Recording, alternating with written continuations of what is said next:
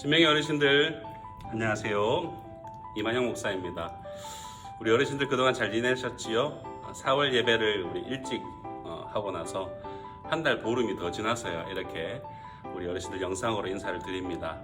아마도 어르신들 코로나 백신 예방 접종 맞으신 분들도 계실 것이고 또 그렇지 않으신 분들도 있겠지요.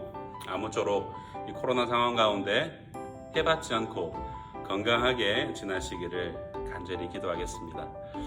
어르신들 오늘부터 몇 해 동안 성경의 한 인물의 족보 이야기를 좀 해볼까 합니다.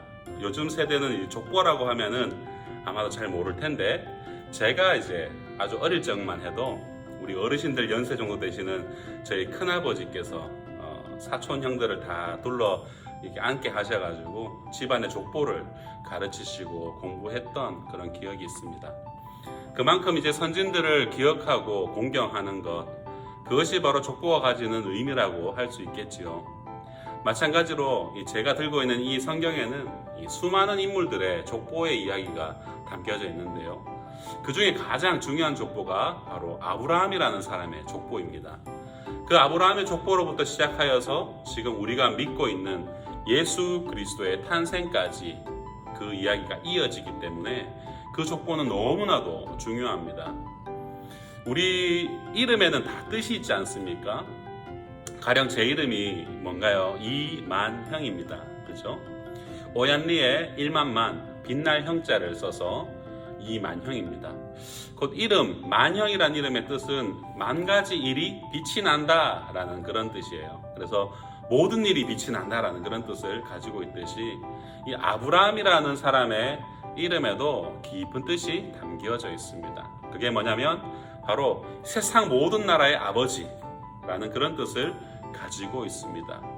이 아브라함을 시조로 하여서 우리가 지금 지중해 연안에 이스라엘이라는 나라 많이 들어보셨죠? 뉴스에서도 많이 언급되어지는 바로 그 나라입니다. 유대인들이 사는 그 나라 이스라엘이라는 나라가 세워진 것이죠. 이 아브라함의 아버지는 이 데라라는 사람이었습니다. 이 사람은 우상신을 만든 사람이었어요. 그 당시에 있는 돌이나 나무들을 이렇게 칼로 깎아내서 이제 우상의 모양을 만들어서 그것을 파는 것이 업이었던 사람이 바로 데라라는 사람이었습니다.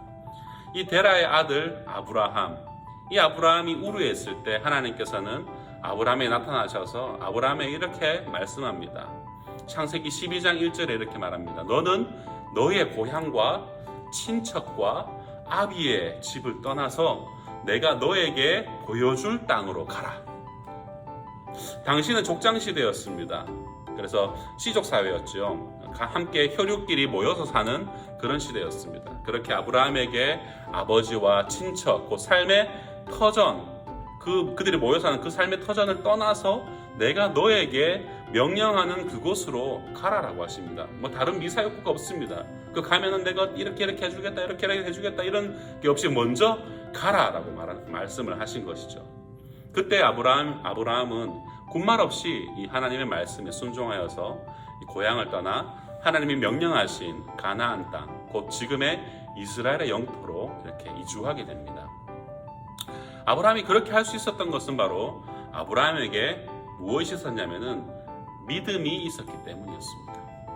자신과 자신의 아내 사라를 통하여서 열국의 아버지가 되게 하시겠다라는 그 하나님의 약속을 이 아브라함은 온전히 믿었기 때문에 하나님의 명령대로 그렇게 순종할 수 있었던 것입니다.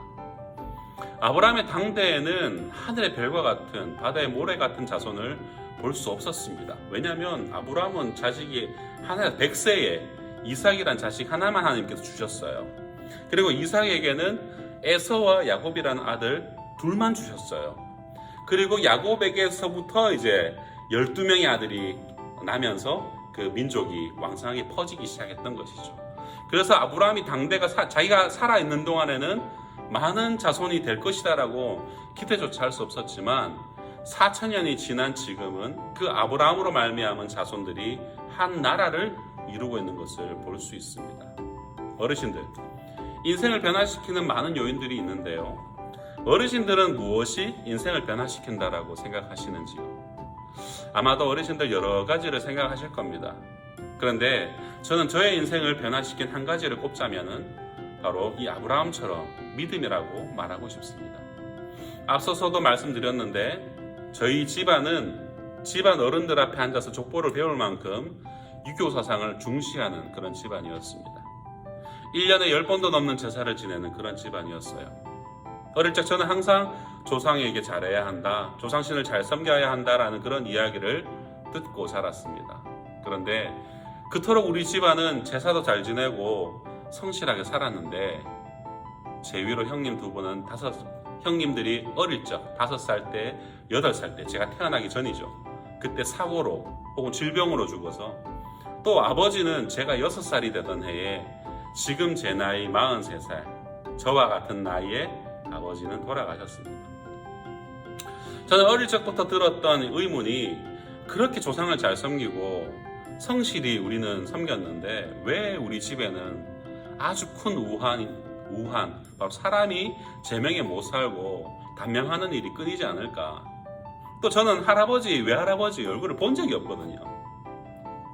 또 우리 집안의 어른들은 다 단명하셨어요. 왜 그럴까? 조상들이 지켜준다면 잘 되는 것이 정상이 아닌가? 왜 우리 집안은 잘 안 될까?